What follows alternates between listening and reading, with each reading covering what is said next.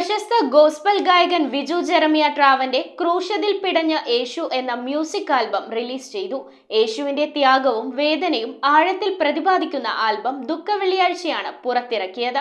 പുതുതലമുറകൾക്കിടയിൽ fine ആർട്സിനെ പ്രോത്സാഹിപ്പിക്കുകയാണ് തന്റെ ഗാനങ്ങളുടെ ലക്ഷ്യമെന്ന് പ്രശസ്തരായ കലാകാരന്മാരുടെയും സംഗീതജ്ഞരുടെയും സാന്നിധ്യത്തിൽ നടന്ന പ്രകാശന ചടങ്ങിൽ വിജെ ട്രാവൻ പറഞ്ഞു. പ്രശസ്ത ഗോസ്പൽ ഗായകൻ വിജു ജെറമിയ ട്രാവന്റെ പുതിയ ക്രിസ്തീയ ഭക്തിഗാനം ക്രൂശതിൽ പിടഞ്ഞ യേശു റിലീസ് ചെയ്തു. കൊച്ചി പുല്ലേപ്പടി നിയോ ഫിലിം സ്കൂളിൽ നടന്ന ചടങ്ങിൽ റവറന്റ് ഡോക്ടർ ജോൺ ജോസഫ്, സംവിധായകൻ സിബി മലയിൽ, സംഗീത സംവിധായകൻ ദീപക് ദേവ്, നടൻ സിജോയ് വർഗീസ്, സംവിധായകനും തിരക്കഥാകൃത്തുമായ ലിയോ തദേവുസ് എന്നിവർ ചേർന്ന് പ്രകാശനം നിർവഹിച്ചു.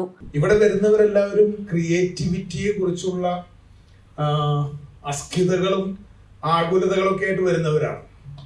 So I think we have the real space to talk about creativity and thereby creator. അപ്പം ഇവിടെ നമ്മൾ സംസാരിക്കുന്ന എല്ലാ കാര്യങ്ങളും എന്നെ സംബന്ധിച്ച് ക്രിയേറ്റിവിറ്റിയെ കുറിച്ചുള്ള എല്ലാ സംസാരങ്ങളും ബൈബിളിൽ എനിക്ക് വളരെ വ്യക്തമായി കാണാവുന്ന ക്രിയേറ്റിവിറ്റിയാണ്. അപ്പം ഞാൻ ആർട്ട് എഡ്യൂക്കേഷൻ എന്നുള്ള രീതിയിൽ സൊസൈറ്റിയിലേക്ക് എന്ത് എന്നാണ് ഇവിടെ ടോപ്പിക്ക് പറഞ്ഞതെന്നുള്ളതുകൊണ്ട് പറയണം.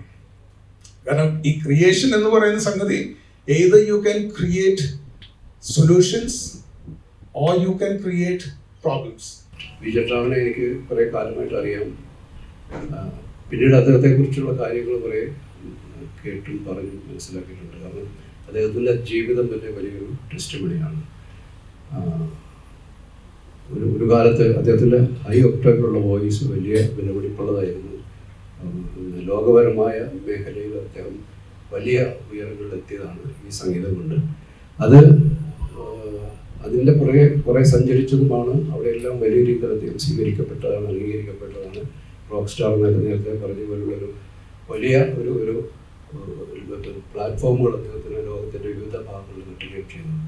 പക്ഷെ ഒരു ഘട്ടത്തിൽ ദൈവം അദ്ദേഹത്തെ ഒന്ന് പുറകോട്ട് പിടിച്ചിട്ടുണ്ട്. അതൊരു ബ്ലെസ്സിങ് എന്ന് തന്നെ ഞാൻ പറയുന്നത്. കാരണം അദ്ദേഹത്തിൻ്റെ ഏറ്റവും വില പിടിച്ചത് എന്താണോ അദ്ദേഹം കരുതിയിരുന്നത് അത് ഇല്ലാതായി തീരുകയാണ്, ശബ്ദമില്ലാതായി തീരുകയാണ്. But to create the best music that I needed to write my heart. If I start writing a song, I'll go any length to write the best of it.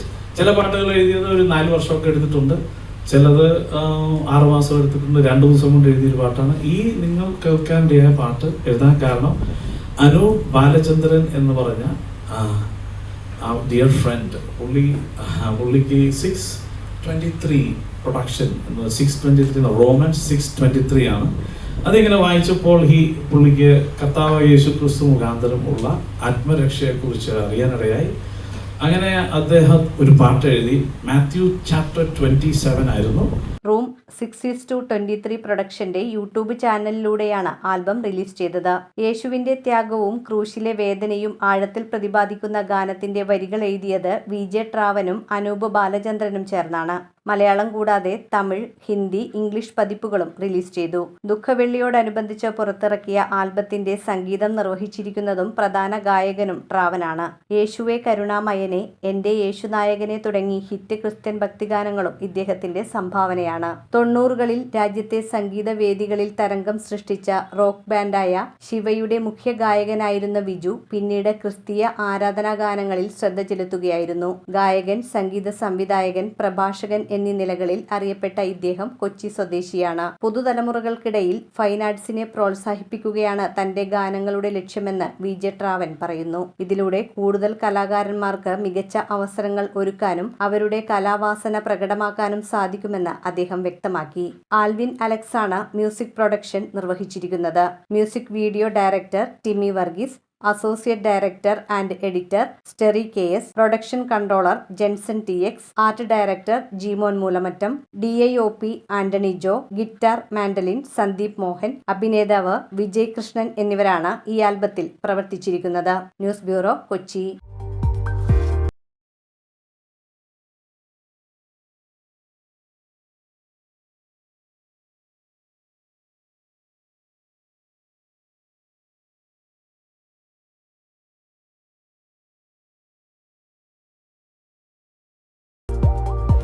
Study German at International Language Academy, ELA Cochin. Grab your future in Germany and Austria.